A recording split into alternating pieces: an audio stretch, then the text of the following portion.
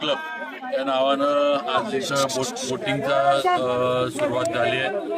आपल्याला सगळ्यांनाच माहिती आहे की कासला आणि या परिसरामध्ये आता पर्यटन फार मोठ्या प्रमाणावर येतात। खाली मुनावळ्याला आता वॉटर स्पोर्ट्सचं मोठं जे MTDC आहे ते सुरू झाले आणि कासमध्ये पण हे बोटिंग जे आहे ते सुरू व्हावं। त्याबरोबर सगळ्यात महत्त्वाचं म्हणजे पिण्याच्या पाण्याचा आपला तलाव आहे, या कासचं पाणी सगळं साकारलं येतं, त्यामुळे हे पाणी पण प्रदूषण याच्यामध्ये झालं नाही पाहिजे ही भूमिका किंवा काही निर्बंध वगैरे जे असेल ते लावून आपण ही परवानगी नगरपालिकेने दिली आहे आणि मला खात्री आहे याच्यामुळं पर्यटकांची संख्या अजून वाढेल। कासला येणारी स्थानिकांना सातारकरांना रोजगार आणि व्यवसाय त्याच्यामुळे वाढेल।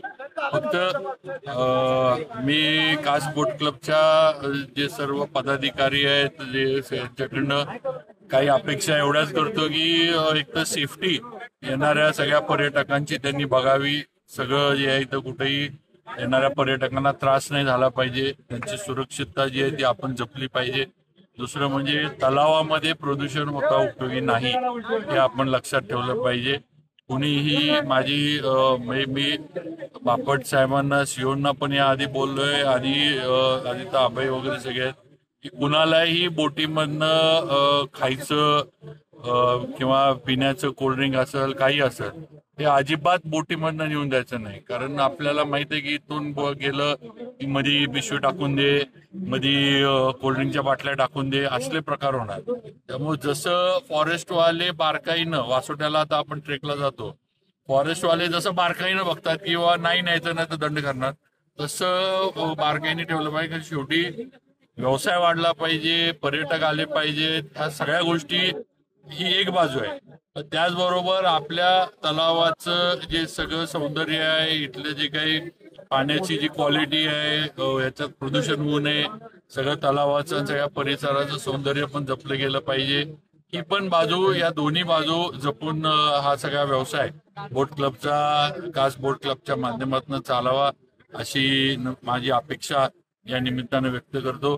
आणि पुढे सुद्धा बोटिंग जे आहे स्थानिकांना पण याच्यामध्ये घ्यावं, कास ग्रामस्थ आमचे आहेत त्यांना पण याच्यामध्ये अभय सीओ बापटसाहेब वगैरे यांनी त्यांच्याशी बसून, कारण त्यांना पण इथं थोडाफार व्यवसाय त्यांना पण मिळाला पाहिजे, त्यांना पण यांनी बरोबर घ्यावं ही पण माझी सूचना आहे। मग ती आता बसून त्यांनी ठरवावं कसं कसं जे काय ते कास ग्रामस्थ असतील, आपले वरचे समितीचे सगळे आहेत त्यांना पण घेऊन थोडं बसून चर्चा करून सगळ्यांना व्यवसायात नाही हे व्हावं।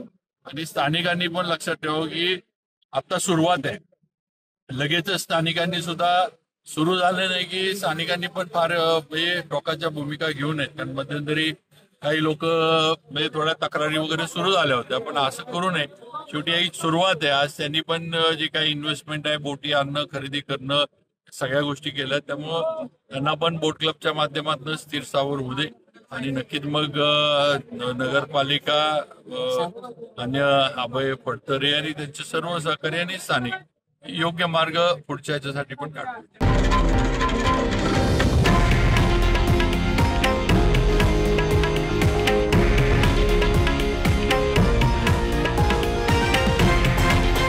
हे आहे देशातील नंबर 1 न्यूज नेटवर्क आणि आपण पाहत आहात TV9 मराठी, एकमेव।